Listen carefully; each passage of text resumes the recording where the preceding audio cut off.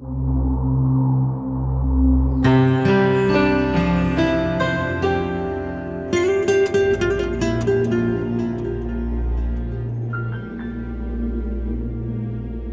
அருமையானவர்களே, இது ஏக்தா நெட்வொர்க் வழங்கும் திருச்சபை அன்றும் என்றும் இந்த நிகழ்ச்சிக்கு சால்வேஷன் தொலைக்காட்சி நேயர்கள் அனைவரையும் அன்போடு அழைக்கிறோம்.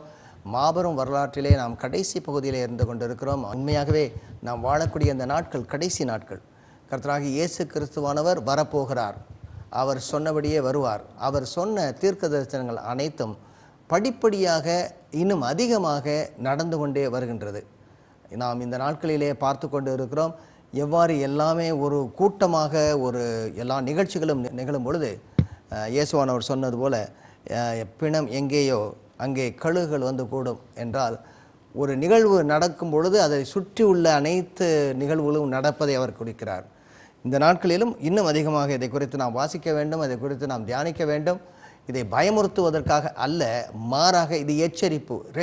எப்பவுமே ரெண்டு விதத்தில் இருக்கும். ஒன்று, அதை ஏற்றுக்கொண்டவர்களுக்கு அது சுவிசேஷ செய்தியாக இருக்கும், ஏற்றுக்கொள்ளாதவர்களுக்கு அது மரண செய்தியாக இருக்கும். பவுலடியார் சொல்லும்போது நீங்கள் நற்கந்தமாக இருக்கிறீன்னு சொல்லும்போது ரெண்டு விதமாக சொன்னார். மரணத்தினுடைய வாசனையாகவும் சிலருக்கு ஜீவனுடைய வாசனையாகவும் இருக்கும். ஆக இயேசுவானவர் வருவார் என்பதை ஏற்றுக்கொள்ளாதவர்களுக்கு மரணத்தின் வாசனை, ஆனால் ஏற்றுக்கொண்டவர்களுக்கோ அந்த ஜீவ வாசனை. நம்முடைய ஜெபம் என்னவென்றால், ஒருவனும் கெட்டு போகாமல் எல்லோரும் கர்த்தராக இயேசு கிறிஸ்துவை கண்டு அவரை கொண்டு அவர் மூலமாக ரட்சிக்கப்பட்டு ஆண்டாண்டு காலமாக அவரோடு கூட வாழ வேண்டும் என்பதே. இப்பொழுது மத்தேயு எழுதின சுவிசேஷத்துக்கு மறுபடியும் வருவோம். 24வது அதிகாரம் 29லேருந்து 31 வசனங்கள் வரை. நாட்களின் உபத்திரவம் முடிந்தவுடனே, ஒரு பகுதி வரைக்கும் உபத்திரவங்கள் அதிகமாக தொடர்ந்துக்கிட்டே இருக்கும். முடிந்த உடனேன்னா சரி, அது முடிஞ்சு போச்சுன்னு இல்லை, ஓகே இதுக்கு அடுத்ததாக என்னன்னு பார்ப்போம் அப்படிங்கிறாரு. முடிந்த உடனே சூரியன் அந்தகாரப்படும். அப்போ சூரியனுடைய ஒரு வெளிச்சம் குறையிறதை நாம் பார்க்குறோம். அதுக்கடுத்ததாக சந்திரன் ஒளியை கொடாது. சூரியனே கொடுக்கலன்னா சந்திரன் எங்கே கொடுக்கும்? இல்லை, நட்சத்திரங்கள் வானத்திலிருந்து விடும், நட்சத்திரங்கள் இல்லாமல் போகும். அடுத்தது சத்துவங்கள் அசைக்கப்படும். அதாவது எல்லாமே இந்த கிளைமேட்டே சேஞ்ச் ஆகும், டைம் சேஞ்ச் ஆகும், கிளைமேட் சேஞ்ச் ஆகும். அதுக்கடுத்ததாக இதெல்லாம் இந்த இதில் இந்த காஸ்மிக்கில் நடக்கக்கூடியது மேலே இதெல்லாம் சத்துவங்கள்லாம். இப்போ ஒருத்தர் சொன்னார், ஒரு கார் போனாலே இவ்வளோ சத்தம் இருக்குது. ஒரு சைக்கிள் போனாலும் ஒரு சத்தம் இருக்குது, மோட்டர் சைக்கிள் போனால் ஒரு சத்தம் இருக்குது, இந்த டயரோட சத்தம். கார் போனால் இன்னொரு சத்தம் இருக்குது, ட்ரக்கெல்லாம் போனால் இன்னும் பயங்கரமான சத்தமாக இருக்குது. அதுக்கடுத்து ட்ரெயின் போனால் ஒரு சத்தம், அது ஏரோப்ளைன் போனால் அந்த ஜெட்டெல்லாம் போனால் செம்ம சத்தமாக இருக்குது. இதெல்லாம் மூவ் பண்ணும்போது எப்போவுமே சத்தம் வரும். ஆனால் இவ்வளவு அண்ட சராசரங்களை மூவ் பண்ணும்போது என்னையா சத்தமே இல்லாமல் இவ்வளோ அமைதியாக போகுது. ஒரு டிராஃபிக் ஜாமே இருக்குது, எவ்வளோ அழகாக போகுது, ஒன்றோட ஒன்று மோத மாட்டேங்குது. கொஞ்ச நாளைக்கு முன்னாடி எல்லாமே இந்த பேரட் ஒன்று நடந்துச்சு பார்த்தீங்களா? அந்த எல்லாமே ஒரே வரிசையில் வருமா, 25ஆம் தேதி இருந்தது. அந்த பேரட்டில் எல்லா கோள்களும் ஒரே கோட்டில் வரும். எங்கேயாவது போய் மோதி இருந்துச்சுன்னா முடிஞ்சு. ஒன்று வேகமாக போயோ அல்லது ஒன்று ஸ்லோவாக போயோ அல்லது ஒரு இடத்த மாறி இருந்தாலும் எல்லாமே போயிருக்கும். ஏன் ஒன்றோட ஒன்று எதையுமே ஒட்டாமல் உரசாமல் அழகாக அதுங்க வேடிக்கையாக இருக்குது. ஒன்றை சுற்றுது, இன்னொன்னையும் சுற்றிக்கிட்டு அதுதான் சுற்றுது. அதே உள்ள கோள்கள் எல்லாம் இருக்குது. இன்னும் சில கோள்கள் கண்டுபிடிக்க முடியல, பேரே இல்லைன்றான். நட்சத்திரங்கள் கண்டுபிடிக்க முடியல. எவ்வளவு நேர்த்தியாக செய்திருப்பது. ஒரு நாள் என்ன ஆகுன்னா இதில் ஒரு மாற்றம் ஏற்படும். இப்போயே முன்பதாக மாற்றம் ஏற்பட்டுச்சு. முன்னாடி இருந்தது போல் இந்த நாட்களில் இல்லை. மழையெல்லாம் இவ்வளோ பெய்யுமாலாம் தெரியாது. இவ்வளோ அடித்து கொட்டுறது ஒரு பக்கம் கொட்டவே இல்லை. கிளைமேட் சேஞ்சே ரொம்ப அதிகமாக இருக்குது. சில பேர் கிளைமேட் சேஞ்சு இல்லைன்னு நம்ம வயசானதுனால நமக்கு குளிருதுன்னு சொல்லுவாங்க. அவங்களாம் கொஞ்சம் படித்தவங்களாம் இருப்பாங்க. ஆனால் கிளைமேட் சேஞ்ச் இருக்குது, செம்மையாக சேஞ்ச் ஆகுது. ஒவ்வொரு பகுதியிலும் நம்ம பார்த்து கொண்டு இருக்கிறோம். வானத்தினுடைய சத்துவங்கள் எல்லாம் அசைக்கப்படுகிறது. கொஞ்சம் அதாவது இந்த பூமி இப்படி ஒரு டிகிரியில் சாஞ்சிருக்குது, கொஞ்சம் மாறினுச்சுன்னா ரொம்ப பயங்கர ப்ராப்ளம் ஆகிடும். 0.006 செகண்ட்ஸ் லேட்டாக ஓடுதுன்னு சொல்லி நாசா சொல்கிறாங்க. எதனாலன்னா சைனாவில் இருக்கிற அந்த ஒரு டேம், ஏதோ பெரிய டேம் கட்டியிருக்காங்க அப்படின்ட்டு. அதனால் அது ரொம்ப ஹெவியான வாட்டர் ரிசர்வ் பண்ணியிருக்குது. அது 0.006 செகண்ட்ஸ் லேட்டாக எர்த் ஓடுது அப்படின்னு சொல்லி. மகாராஷ்டிராவில் சில இடங்கள்லாம் எர்த்குவேக் அதிகமாக வருது. கடைசியில் பார்த்தாங்கன்னா சில இடங்களில் புதுசாக டேம் கட்டின பிறகு எர்த்குவேக் ஆரம்பிக்குது. அங்கே ட்ரம்பிள் அடிக்கடி நடக்குதுன்றாங்க. இப்படி சில இடங்களில் நம்ம அதாவது இயற்கைக்கு விரோதமாக, இயற்கைக்கு மாறாக அல்லது அதுக்கு கொள்ள வேண்டிய அளவுக்கு மேலாக ஏதாவது செய்யும் பொழுது அதனுடைய நிலைமை எதையுமே வந்து மோட்டர் சைக்கிளில் போகும்பொழுது நீங்கள் ஒரு பக்கம் சாஞ்சு உட்காந்தானே ஒரு மோட்டர் சைக்கிள் அந்த பக்கம் போயத்தான் செய்யும் இல்லை. இல்லை ஒரு வெயிட்டான ஆள் உட்கார்ந்தாலும் சாயம். ஆமாம், வெயிட்டான உட்காந்தாலும் சாயத்தான் செய்யும், ஏதாவது ஒரு பக்கம் தான். ரெண்டாவது என்ன சொல்கிறது, அப்பொழுது மனுஷன் 30வது வசனம் வாசிங்களேன். அப்பொழுது மனுஷகுமாரனுடைய அடையாளம் வானத்தில் காணப்படும். ஓகே, இப்போ மனுஷகுமாரங்கிற வார்த்தையை சொல்லும் பொழுது நம்ம எங்கே போகணும்? தானியேலுடைய புத்தகம் 7வது அதிகாரத்தில் 13, 14வது வசனங்களில் நம்ம பார்க்கணும்.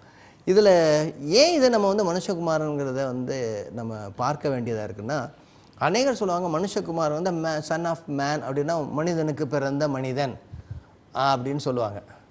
அவர் இயேசுவானவர் சொல்லும்போது அவரே சொல்லிட்டார், நான் ஒரு மனுஷன் தான், கடவுள் கிடையாது, எனவே ஒரு நீங்கள் வணங்கத்தக்க ஒரு தெய்வன் அல்ல அப்படின்னு சொல்லுவாங்க. எல்லாருமே மனுஷகுமாரன் தான் அப்படின்னு. இன்னும் சொன்னோம்னா அவர் தேவகுமாரன், எல்லாருமே தேவகுமாரன் தான், இந்த சில்ட்ரன் ஆஃப் காட், யார் வேணாலும் பேசலாம் ஆனால். ஆனால் இந்த ரெண்டு வார்த்தைகளும் இயேசுவானவர் தமக்காக சொல்லும் பொழுது சாமானியமாக நீங்களும் நானும் பேசக்கூடியதாக இல்லை.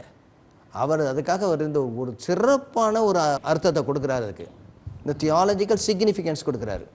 இது எங்கேருந்து கொடுக்குறாருன்னா தானியேலுடைய பகுதியிலேருந்து கொடுக்குறாரு. தானியேலுடைய பகுதி யாருமே மறுக்க முடியாது, இது வந்து ஒரு மனுஷனை பற்றி பேசியிருக்கிறதும் கிடையாது, மனிதனாக வந்த தெய்வத்துவம் உள்ளவரை பற்றி பேசியிருக்கு. வாசிப்போமா அந்த பகுதி? தானியேலுடைய புத்தகம் 7 அதிகாரம் 13வது வசனம். ரா தரிசனங்களிலே தானியேலுடைய கொண்டிருக்கேன். ஓகே, இதோ மனுஷகுமாரனுடைய சாயலான ஒருவர் வானத்து மேகங்களுடனே வந்தார். அப்போ மனுஷகுமாரனுடைய சாயலானவர் வானத்திலிருந்து வருகிறார், அவர் பூமிக்கு உண்டானவர் அல்ல. ஓகே, நீண்ட ஆயுசுள்ளவரிடம். நீண்ட ஆயுசு உள்ளவர் அப்படின்னா அவருக்கு வந்து அவருடைய இந்த நீண்ட ஆயுசு வந்து யாருக்கு கொடுக்கப்பட்டிருக்குதுன்னா பிதாவானவருக்கு கொடுக்கப்பட்டிருக்குது, யெகோவாவுக்கு கொடுக்கப்பட்டிருக்கு. அதே வார்த்தை நீண்ட ஆயுசு உள்ளவர், அதாவது அவருடைய நாட்களுக்கு முடிவில்லை. நீண்ட ஆயுசுன்னா 90 வருஷம் 100 வருஷம் கிடையாது, அவருடைய நாட்களுக்கு முடிவே கிடையாதுங்கிறது. அதுக்கு அடுத்ததாக அவர் படைக்கப்படாதவர், காலத்துக்கு அப்பாற்பட்டவர், அவ்வளோதான். அவர் ஏதாவது ஒரு ஏதாலும் படைக்கப்படாதவரும் எல்லாவற்றையும் படைத்தவரும் எல்லா காலத்திற்கும் அப்பாற்பட்டவரும். அதுக்கு அடுத்ததாக இடமட்டும் வந்து அவர் சமீபத்தில் கொண்டு வரப்பட்டார். சகல ஜனங்களும் ஜாதியாரும் பாஷைக்காரரும் அவரையே சேவிக்கும்படி அவருக்கு கர்த்தத்துவமும் மகிமையும் ராஜரீகமும் கொடுக்கப்பட்டது. அவருடைய கர்த்தத்துவம் நீங்காத நித்திய கர்த்தத்துவமும் அவருடைய ராஜ்யம் அழியாததுமாயிருக்கும். கர்த்தர் தாவீதோடு செய்த உடன்படிக்கை நம்ம கொஞ்சம் யோசிக்கணுதோட, அப்புறம் இயேசுவானவரே சொல்லும்போது தன்னை குறித்து சொல்லும்போது யோசிக்கணும். அவர் சொல்லுவார், இயேசுவானவர் சொல்கிறார், நான் இப்போ மட்டும் இல்லையா, நான் எப்போ இருந்திருக்கேன். ஆபிரகாம் கூட வந்து ஆபிரகாமுக்கும் பெரியவர் தான், சாலமோனுக்கும் பெரியவர் தான். இப்போ வந்து இயேசுவானவர் வணங்கப்படத்தக்க தெய்வமா அப்படின்னு கேட்கும்போது இந்த வசனத்தை வச்சு நம்ம என்ன சொல்லணும்? இந்த வசனம் அதுக்கு ஒத்து வருதா? அதாவது இயேசுவானவர் நான் மனுஷகுமாரன் சொன்னதுக்கும் இதுக்கும் சம்பந்தம் இருக்குதா? யூதர்களுக்கு சன் ஆஃப் மேன்னு சொல்லும்போது ரொம்ப பவர்ஃபுல்லான ஒரு டைட்டில், ரொம்ப பவர்ஃபுல்லான டைட்டில். ஏன்னா நான் மார்க் 14ஆம் அதிகாரத்தில் இயேசு சொல்கிறாரு, மனுஷகுமாரன் வானத்தில் வருகிறதையும் அப்படின்னு நீங்கள் பார்ப்பீங்க அப்படின்னு சொன்ன உடனே பிரதான ஆசாரியன் சொல்கிறாரு, இதுக்கு மேலே ஒன்றும் வேண்டாம், தேவதூஷணம். கேட்டுட்டீங்களே, இது தேவதூஷணம். ஏன்னா இந்த சன் ஆஃப் மேன் இந்த வானத்திலிருந்து வருகிறது, இதெல்லாம் அவங்க அசோசியேட் பண்ணுறது தானியேல் புத்தகத்தினுடைய கர்த்தத்துவம் உள்ளவர் இருக்கிறதானே, கர்த்தரே வருகிறார். அந்த சன் ஆஃப் மேன் நீண்ட ஆயுசுள்ள போய் அங்கே போய் நிற்கிறதும் அவர் கையிலேருந்து வாங்குறதும் இதெல்லாம் இந்த சன் ஆஃப் மேன், இந்த அது அவர் தான் மேசியாவாக ஒருவர் தான் யூதர்கள் நினைக்கிறாங்க. அந்த மேசியாவை தான் நானுன்னு சொல்லி இங்கே சொல்கிற அந்த காரியத்தை ஒத்துக்கிற முடியல அவங்களால. அவ்வளோதான், அது போதும், இனி வேற எதுவும் இந்த சாட்சிகளும் நமக்கு தேவையில்லை அப்படின்னு தான் அங்கே வந்து உடனே அவரை மரணத்துக்கு இது ஒப்பு கொடுக்குறாங்க. மார்க் வாசிக்கும் போது ரொம்ப கிளியர். ஆமாம், எஸ். இந்த அதாவது இயேசு ஆண்டவர் அல்ல, அவர் ஒரு நபி என்றோ அல்லது அவர் வந்து ஒரு கர்த்தர், அதாவது ஹி இஸ் நாட் யாவே, அவர் கடவுள் கிடையாது, ஒரு கர்த்தர், ஒரு வல்லமை உள்ளவர், அதாவது 2வது படியில் அவர் உள்ளவர். அவர் அதை தான் இயேசுவின் மூலம் நம்ம ஜெபிக்கலாம், ஆனால் இயேசுக்கிட்ட ஜெபிக்க முடியாது. இயேசுவானவர் சும்மா ஒரு மீடியேட்டர் மாதிரி, அவரை வணங்க வேண்டிய தேவையில்லை, நாம் வணங்கப்படத்தக்கது யெகோவா மாத்திரமே. இந்த இன்னொரு பகுதி சொல்லுவாங்க, அவங்களுடைய பேர் சொல்லி இவர் மாத்திரமே, அவரே பெரியவர், இறைவன் பெரியவர் அப்படின்னு சொல்லுவாங்க. அப்போ வணங்க வேண்டாம்னு சொல்லும்போது நாங்கள் உங்கள்கிட்ட கேள்வி சாதாரணமாக கேட்குற கேள்வி, அப்புறம் வணங்க வேண்டாம்னா எதுக்காக அவங்க சிலுவையில் அறைஞ்சாங்க? அவர் தான் சிலுவையிலே அறையலையே, ரொம்ப ஈஸியாக பேசல, அவர் தான் சிலுவையில் அறைய முடியாது, அவர் அறைய முடியாதுங்க. அவர் அங்கேருந்து தப்பிச்சு ஓடிட்டார். ஓடி என்ன செஞ்சார்? எங்கே போனார் அதுக்கு பிறகு? இல்லை இந்த காஷ்மீரில் வந்து கல்யாணம் பண்ணார். அவங்க இப்போ அவங்க யாரை கல்யாணம் பண்ணார்? இல்லை இயேசுன்னு ஒரு ஆளோட பேர் இருக்குது, அந்த தர்காவை பூட்டி வச்சுருக்காங்க, உள்ளேயும் போக முடியாது. அவர் இயேசுவானவர் அங்கே இல்லைன்னு சொல்லி அங்கே கல்லறை இருக்குது. இப்போ அடிப்படை என்ன? இயேசுவானவரை வணங்கத்தக்க தேவன் அல்ல என்பதை மறுதளிப்பதற்காக ஒன்று என்ன செய்யணும், அவர் வந்து அவர் மரித்தார்னு சொல்லக்கூடாது, அவர் உயிரோடு எழுந்தான்னு சொல்லக்கூடாது. ஏன் மரித்தார்னா உடனே நான் கேள்வி கேட்பேன், எதற்காக மரித்தார்னு கேட்பேன். நீங்கள் சொல்கிற மாதிரி அவருக்கு வந்து நிறைய அதிகமான அந்த பொய்யான சாட்சிகளை கொண்டு வந்தாங்க, எதுவுமே ஒத்து வரல, ஒன்றோடு ஒன்று ஒத்து போகலை. இப்போ கடைசி அவர்கிட்ட கேட்குறாங்க, நீ தேவனுடைய குமாரனா எனக்கு சொல்லும், தேவன் பேரில் ஆணையிட்டு சொல்லுகிறேன். தேவன் பேரில் ஆணையிடக்கூடாது, அவங்களுக்கே தெரியும் இல்லையா? தேவன் பேரில் ஆணையிடக்கூடாது, தேவன் பேரில் ஆணையிட்டு சொல்கிறேன். நீர் சொல்லுகிறப்ப தான் நான் அப்படின்னு உடனே சட்டையை கிழிச்சிட்டு உடனே என்ன சொல்கிறாங்க, இதுக்கு மேலே என்னப்பா வேணும், அவ்வளோதான். அவரே வாயில் சொல்லிட்டாரு, மனுஷகுமாரன் சொன்னாலே அது கர்த்தருக்கு நிகரானவர்னு சொல்லிட்டாரு, அதனால் அவர் சிலுவையில் அறைஞ்சிடலாம். அவங்களே ஒத்துக்கிட்டாங்க கர்த்தருக்கு நிகரானவன்னு சொன்னாங்க. இப்போ வணங்கப்படத்தக்க தேவன் அவர் தானே, அவர் தான் வர்றாரு. அவர் இந்த மனுஷகுமாரன் எப்படின்னா அவருடைய அடையாளங்கள் வானத்தில் காணப்படும். அவர் கர்த்தத்துவம் உள்ளவராக வருவார், ஆளுகை செய்யக்கூடியவராக. அதான் ஏசாயாவில் தீர்க்கதரிசி சொல்றாரு, எனக்கு ஒரு பாலகன் கொடுக்கப்பட்டார், கர்த்தத்துவம் அவர் தோளின் மேல் இருக்கும், அவர் நித்திய பிதா. நித்திய பிதா ரொம்ப அழகாக இருக்குது அந்த பகுதியில், இல்லை அழகாக சொல்லப்பட்டிருக்கும். அதாவது வரக்கூடியவர் மனுஷனாகவும் இருப்பார், அவர் தெய்வமாக இருப்பார் என்பதை தெளிவாக காட்டுகிறது. சார், மனுஷகுமாரனுடைய அடையாளம் வானத்தில் காணப்படும். அப்பொழுது மனுஷகுமாரன் எப்படி வருவாராம்? வல்லமையோடும் மிகுந்த வானத்தின் மேகங்கள் மேல் வருகிறதை பூமியில் உள்ள சகல கோத்திரத்தாரும் கண்டு புலம்புவார்கள். சரி, இப்போ நீங்கள் அப்படியே நம்ம எங்கே போகணும்? அப்போஸ்தலர் நடவடிக்கைகள் 1வது அதிகாரத்துக்கு போவோம். அப்போ இந்த 2 பேர் 2 வெண்மையான வஸ்திரங்கள் தரித்தவர்கள் என்ன சொல்கிறாங்க? மேகத்தின் மேல் போனார், எப்படி போனாரோ அப்படியே வருவார், அப்படியே வருவார். இங்கே அதே தான் சொல்கிறாங்க, அவர் வானத்தின் மீது மேகங்கள் மேல் வருவதை யாரெல்லாம் பார்ப்பாங்க? சகல பூமியில் உள்ள சகல கோத்திரத்தாரும் கண்டு புலம்புவார்கள். ஏன் புலம்புவாங்களாம்? சகரியாவுடைய புத்தகம் நான் ஏதோ நோட் பண்ணி வச்சிருக்கேன், அதை பார்க்க. சகரியாவுடைய புத்தகம் அதனுடைய 12வது அதிகாரம், சகரியா 12, அதில் 10 முதல் 14 வசனம் வரைக்கும். நான் தாவீது குடும்பத்தாரின் மேலும் எருசலேம் குடிகளின் மேலும் கிருபையின் ஆவியையும் விண்ணப்பங்களின் ஆவியையும் ஊற்றுவேன். அப்பொழுது அவர்கள் தாங்கள் குத்தின என்னை நோக்கி பார்த்து, ஒருவன் தன் ஒரே பேரானவனுக்காக புலம்புகிறது போல எனக்காக புலம்பி, ஒருவன் தன் தலைச்சன் பிள்ளைக்காக துக்கிறது போல எனக்காக மனம் கசந்து துக்கிப்பார்கள். 14 வரைக்கும். அந்நாளிலே மெகிதோன் பட்டணத்து பள்ளத்தாக்கின் ஊராகிய ஆதாத் ரிம்மோனின் புலம்பலைப் போல எருசலேமின் புலம்பல் பெரிதாயிருக்கும். தேசம் புலம்பிக் கொண்டிருக்கும், ஒவ்வொரு வம்சமும் தனித்தனியாக புலம்பும். தாவீது குடும்பத்தார் தனியையும் அவர்கள் ஸ்திரீகள் தனியையும், நாத்தான் குடும்பத்தார் தனியையும் அவர்கள் ஸ்திரீகள் தனியையும், லேவி குடும்பத்தார் தனியையும் அவர்கள் ஸ்திரீகள் தனியையும், சீமேயி குடும்பத்தார் தனியையும் அவர்கள் ஸ்திரீகள் தனியையும், மற்றும் உண்டான சகல குடும்பங்களிலும் ஒவ்வொரு குடும்பத்தின் மனுஷர் தனித்தனியையும் அவர்களுடைய ஸ்திரீகள் தனித்தனியையும் புலம்புவார்கள். தாவீதுடைய குடும்பத்துக்கே இந்த கதி எடுக்கிறார். அவர் தாவீதுடைய வம்சத்தில் வருகிறவர்.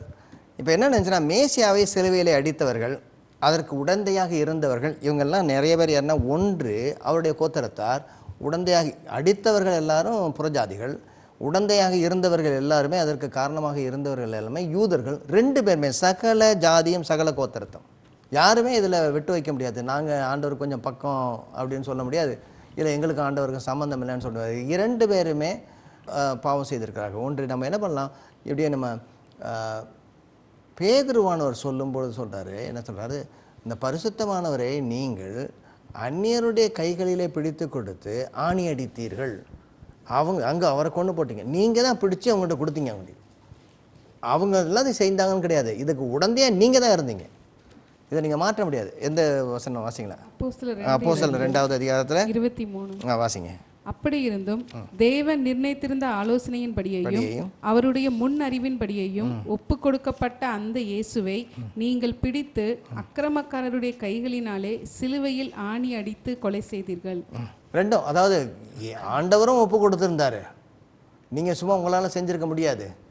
ஆனால் ஆண்டவர் ஒப்பு கொடுத்துருந்தாலும் நீங்கள் அதை என்ன செஞ்சீங்க, அதை யோசிக்காமல் அதுக்கு முரட்டாட்டமாய் நீங்கள் என்ன செஞ்சீங்க, ஆணி அடித்தீங்க. நீங்கள் அடிக்கலை, நாங்கள் வந்து செய்ய மாட்டோம். சொல்லுவோம், ரொம்ப வேடிக்கையாக இருக்கும். பாஸ்காவை வந்து பரிசுத்தமாய் ஆசரிக்க வேண்டும் என்று சொல்லி நீ வீட்டுக்குள்ளே போகாமல் குற்றமில்லாத ரத்தத்தை மட்டும் நீ சிந்தலாம்னு சொல்லி இருதயத்தில் யோசிக்கலாம். சூப்பரில். வெளியில் போய் அவங்கள தொட்டுட்டா தீட்டுப்பட்டுருவாங்க, ஆனால் உள்ளத்தில் ஒருவனை கொலை செய்யலாம். ரொம்ப வேடிக்கையாக இருக்கு. இப்படி தான் நீங்கள் செஞ்சீங்க அப்படிங்கிறார். அப்போ இந்த பகுதியில் அவர் சொல்லும்பொழுது என்ன சார், மனுஷகுமாரனுடைய அடையாளம் என்னென்னா, அவர் வரும்பொழுது இந்த சகல பூமியில் உள்ள சகல கோத்திரத்தாரும் கண்டு புலம்புவார்கள். அதுக்கடுத்ததாக வலுவாய் துணிக்கும் எக்கால சத்தத்தோட அவர் தமது தூதர்களை அனுப்புவார். எக்கால சத்தத்தோட அவர் தமது தூதர்களை அனுப்புவார். அவர்கள் அவரால் தெரிந்து கொள்ளப்பட்டவர்களை வானத்தின் ஒரு முனை முதற்கொண்டு மறுமுனை மட்டும் 4 திசைகளிலும் இருந்து கூட்டி சேர்ப்பார்கள். இப்ப இருப்பாங்களா அப்படி வந்து தெரிந்து கொள்ளப்பட்டவர்கள்? ஒரு ஜாதி, ஒரு கூட்டம் இருக்குமா? கட்டாயம் இருக்கும்ல. தெரிந்து கொள்ளப்பட்டவர்கள் தூதர்களை அனுப்புவார். அப்போ என்ன செய்வாங்க, அவங்கெல்லாம் தெரிந்து கொள்ளப்பட்டவர்களை ஒரு முனையிலிருந்து அடுத்த முனை வரைக்கும் எல்லாரையும் சேகரிச்சிருவாங்க. ரொம்ப இன்ட்ரெஸ்டிங்காக இருக்கும். எல்லாரும் ஒரு இடத்துக்கு வரப்போகிறோம் இல்லை, எல்லாரும் ஒரு இடத்துக்கு தெரிந்து கொள்ளப்பட்ட. இது வேறு எங்கேயாவது நம்ம படிச்சிருக்கோமா? நீங்கள் கடைசி நாளில் எல்லாரையும் நான் ஒன்றாக சேர்ப்பேன். என்னங்க தெசலோனிக்கேர்ல உபாகமத்தில் 30வது அதிகாரத்தில் நம்ம பார்த்துருக்கோமா? நீங்கள் எல்லாரும் போயிடுவீங்க, ஆனாலும் பிறகு என்ன செய்வேன், நான் உங்களை எல்லாரையும் கூட்டி சேர்ப்பேன். நீங்கள் வந்து இதை கடைபிடிக்க மாட்டீங்க இல்லை. உபாகமம் 30வது அதிகாரம் 4வது வசனம். உன்னுடையவர்கள் வானத்தின் கடையான திசை மட்டும் துரத்துண்டிருந்தாலும் உன் தேவனாகிய கர்த்தர் அங்கே இருக்கிற உன்னை கூட்டி அங்கே இருந்து உன்னை கொண்டு வந்து உன் பிதாக்கள் சுதந்திரித்திருந்த தேசத்தை நீ சுதந்திரிக்கும்படிக்கு உன் தேவனாகிய கர்த்தர் அதில் உன்னை சேர்த்து உனக்கு நன்மை செய்து உன் பிதாக்களை பார்க்கிலும் உன்னை பெருக பண்ணுவார். இது முன்னாடியே சொல்லிட்டார். உபாகமத்தில் 2வது முறையாக அவர்களுக்கு இந்த வசனத்திலையும் சொல்றாருல. சார் வாசிங்க. உன் தேவனாகிய கர்த்தர் உன் சிறையிருப்பை திருப்பி உனக்கு இறங்கி உன் தேவனாகிய கர்த்தர் உன்னை சிதறடித்த எல்லா ஜனங்களிடத்திலிருந்தும் இருக்கிற உன்னை திரும்ப சேர்த்து கொள்வார். அப்போ முன்னாடியே ஆண்டவர் சொல்றாரு இந்த மோசேயின் மூலமாக, இது ஒரு நாள் நடக்கும், நீங்கள் நிராகரிப்பீர்கள், இருந்தாலும் நான் உங்களை திரும்ப வானத்தினுடைய கடைசி பரியந்திருந்து உங்களை சேர்த்துக்கொள்வேன்.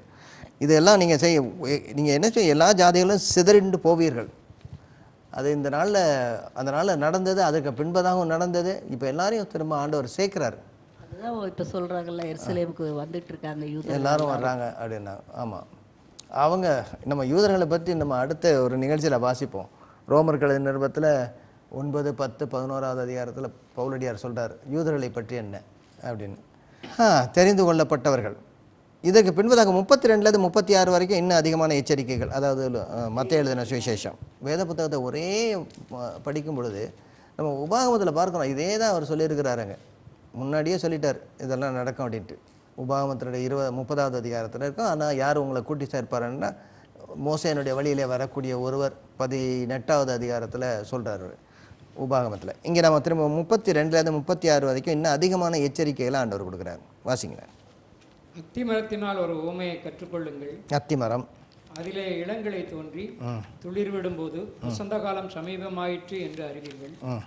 அப்படியே இவைகளெல்லாம் நீங்கள் காணும்போது அவர் சமீபமாய் வாசல் அருகே வந்திருக்கிறார் என்று அறியுங்கள். ரொம்ப அழகாக இருக்கிறார். வாசல் வரைக்கும் வந்துட்டார், தெருமுனையில் கூட கிடையாது. On your door step. இவைகளெல்லாம் சம்பவிக்கும் முன்னே இந்த சந்ததி ஒளிந்து போகாது என்று மெய்யாகவே உங்களுக்கு சொல்லுகிறேன். அவரை விசுவாசிக்கக்கூடிய சந்ததி ஒளிந்து போகாது. இவர் சொல்லும்போது 2 அர்த்தத்தை நம்ம எடுக்கணும். ஒன்று, இந்த சந்ததி நான் இப்போ கேட்டுக்கிட்டு இருக்க நீங்கள் இந்த ராயன் வரும்பொழுது, அதாவது இந்த தீத்து ராயன் வரும்போது நீங்கள் இருப்பீங்க. இன்னொன்று என்ன, இதை வாசிக்கிற நீங்கள் நான் வரும்போது இருப்பீங்க. அவ்வளோதான். அடுத்ததாக வானமும் பூமியும் ஒளிந்து போகும், என் வார்த்தைகளோ ஒளிந்து போவதில்லை.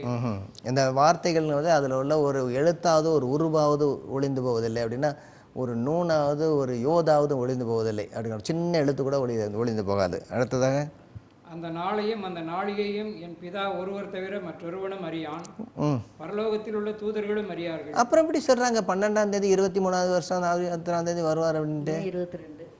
மே 22 எக்ஸாமா? இல்லை, எப்படி எல்லாம் சொன்னாங்க?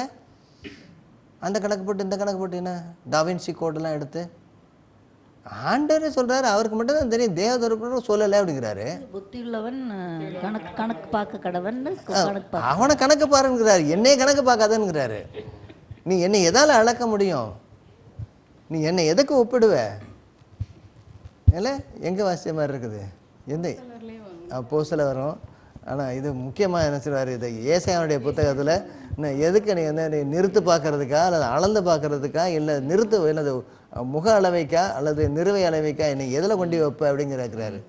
இல்லை ஒன்று நீ என்னால் செய்ய முடியாது, கணக்கு பார்க்க கடவுன்னா ஒன்றே கணக்கு பார்த்துக்க, உன் கணக்கு போ. ஏசுவா சொல் உன் சோழியை பாரு, முதல்ல ஆதீனத்தில் வைத்திருக்கவே நீ அறிய வேண்டியல, உன்னுடைய கணக்கு என்ன? இந்த சுவிசேஷமானது எருசலேமிலேருந்து எப்படி யூதேயாவுக்கு போகும், யூதேயாவிலேருந்து எப்படி சமாரியாவுக்கு போகும், சமாரியாவிலேருந்து எப்படி கலீலியாவுக்கு போகும், கலீலியா வந்து எப்படி ஒவ்வொரு கண்டங்களாக தாவி போகும், அதை கணக்கு பாரு, அந்த வரவு செலவு கணக்கு பாருங்க. ஓகே, வாசிங்க. நோவாவின் காலத்தில் எப்படி நடந்ததோ அப்படியே மனுஷகுமாரன் வரும் காலத்திலும் நடக்கும். என்ன கம்பேரிஷன்? நோவார் காலத்தில் என்ன நடந்தது, மனுஷகுமார காலத்தில் என்ன நடந்தது?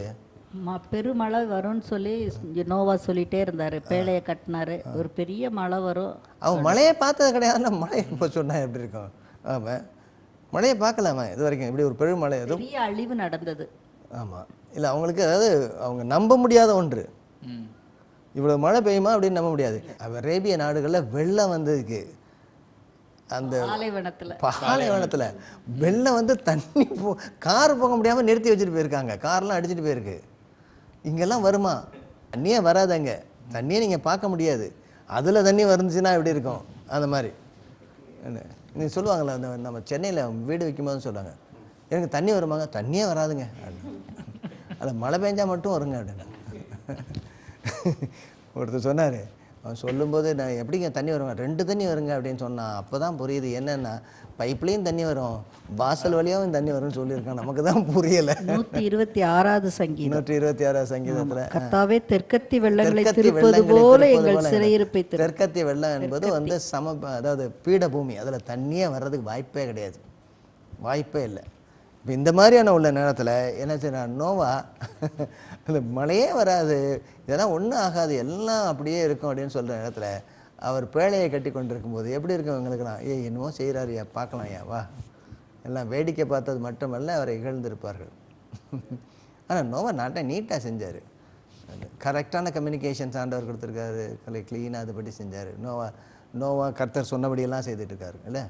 ஆமாம், ஒருத்தர் சொல்லி நல்லா ஒரு இது போட்டாராம், நோவாட்ட போய் சொல்லி go and build my ark அப்படின்ட்டுருக்காங்க. அவர் ஆர்க்கில் சரி ஆர்க்கோட சேர்த்து பிஏ சேர்த்துட்டாரு, பார்க் அழகாக வச்சு எல்லாம் பார்க் பண்ணிட்டாரு. No no no no you misunderstood me, not a park, arc.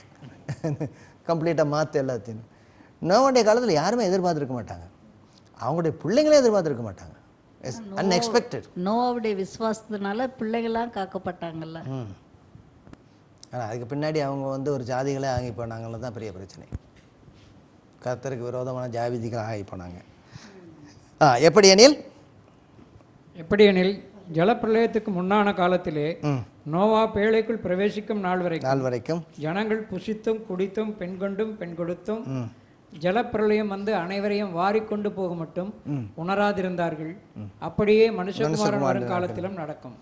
இப்போ வந்து இப்போ நீங்கள் யார்கிட்ட சொல்லி பாருங்களேன், இயேசுவானுடைய 2வது வருகையை பற்றி வருவார் அப்படின்னு சொல்லி பாருங்களேன்.